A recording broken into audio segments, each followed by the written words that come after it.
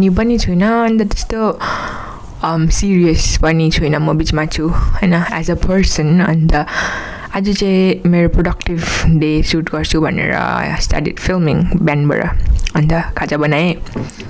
अन्त लाइब्रेरी जान्छु आज मेरो टन्नै असाइनमेन्ट छ यो पालि यो मोड्युलको एन्ड हुँदैछ नि त अन्त अब असाइनमेन्ट सबमिट गर्ने टाइम आउँदैछ अब अत्तालिँदै छिटो बनाउनु पर्छ नि त मलाई चाहिँ एकजना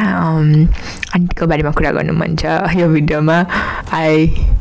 hope you guys know about her Vinita Rai भन्ने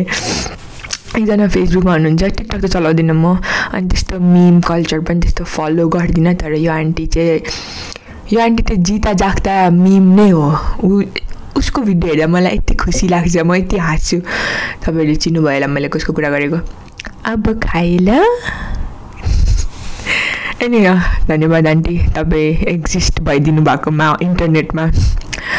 अन्त मैले के गरेँ म लाइब्रेरी गएर खाएँ मैले चम्ची लानु बिर्सेछु नि त कि अन्त हल्का बेउरा देखाउँदै खाएँ तर छेउछेउमा मान्छे थिएन त्यो भएर डजन्ट म्याटर अन्त मेरो सिरियस मोडमा म फेरि असाइनमेन्ट गर्न थालेपछि मेरो अनुहार यस्तो रिस उठ्दो हुन्छ बिच फेस भन्छ जसलाई चाहिँ त्यस्तै लाग्छ मलाई तर त्यस्तो छुइनँ म एकदम हँसिलो बोल्ने मान्छे हो अन्त एकछिन पढ्दा भोक लाग्न थालिहाल्यो 2 घन्टामा अन्त रुम आएर पास्ता बनाएको थिएँ अस्ति